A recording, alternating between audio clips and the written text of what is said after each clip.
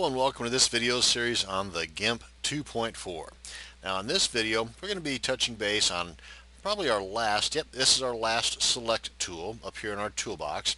This one's called the foreground select tool. And since I've already got it selected, these are the options or additional functions that accompany the foreground select tool.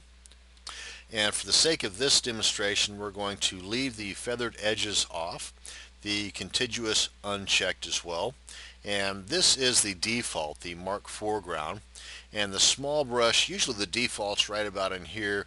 I'm going to go ahead and keep it closer to the small brush, but not all the way over to Dinky. But I'll show you here in a second why. And then the smoothing, this is basically the default right here is number 3.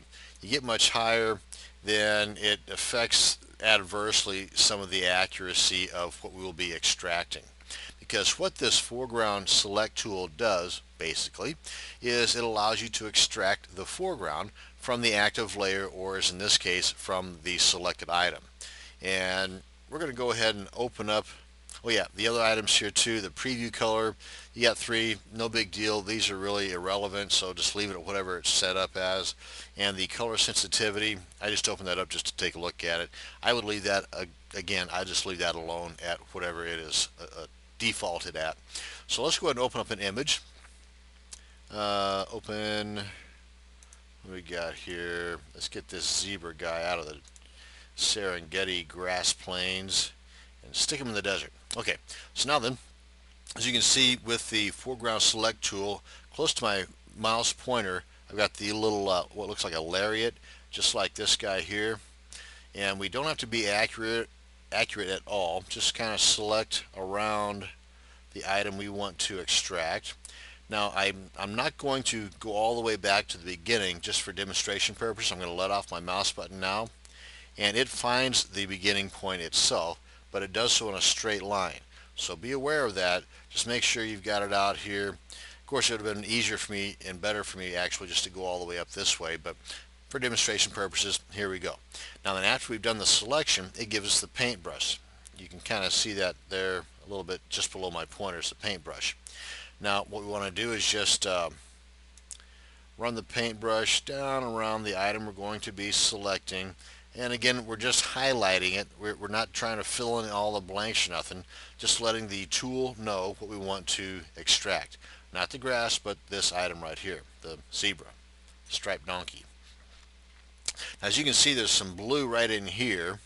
And what we're going to do, because if we copy this out now or extract this out now, then these will be, well, basically invisible spots or holes in our selected item. So we can kind of eliminate that a little bit by, we still have the paintbrush in here, just painting over these items here. Nothing exact here. Then let the tool do its thing, and it brings them out. Okay, cool. And what else we got here? Now you see we got some extra garbage up here and down here, and it's not, you know, perfect down here. Let's go ahead and add a little bit more of his leg here. That's cool. Let's get a little bit more here. As you can see, as we do this, it's adding more and more garbage that we can use that will need to be cleaned up, depending upon what the background of the image is we place this guy on. But I'm happy with this for the time being. So I'm going to click my enter button, and you see all the marching ants. Well, we've got it selected now.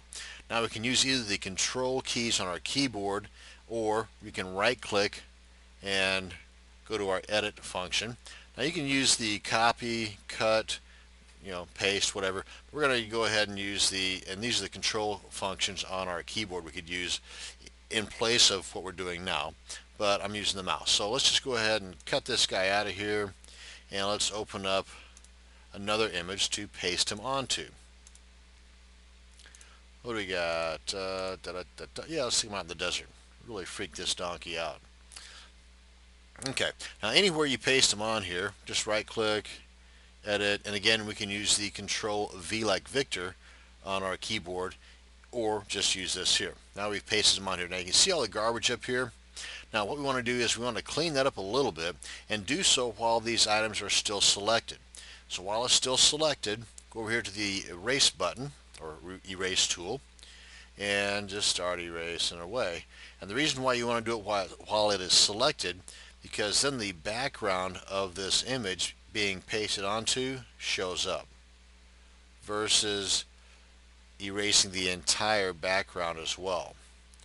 Let me show you what I'm talking about here. Okay, and of course you can spend time cleaning that up. And okay, so we are going to deselect this guy now. Okay, so now he's deselected. Now let's go over here to the eraser tool and I'll show you what I was talking about. And you can see that it is erasing the background of the image as well. Now it's pretty close because I chose the background color to match this background as closely as possible, but it still looks kind of screwy. So again, do the cleaning up or the erasing while this is still selected. And there you have it. Now we can go over here to the move tool. Wait, I'm going to hit my Control Z. You can always hit the Control Z and go back and finish up your cleaning and everything. But now I'm going to move this guy over here to the side and kind of down a little bit. This way he looks, yeah, there you go. Go back up here and select my foreground tool, my mouse button, deselect him. Now that is one scared looking donkey.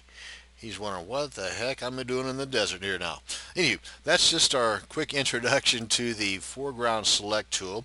Hope you learned something from this video, and the old imagination juices are flowing as to how you can use this particular tool as well. And that pretty much brings to a close the videos on the selection tools. Next we're going to get into some additional tools here and show you how those functions can help you with your Gimp 2.4. Thank you very much for watching. Have a great day.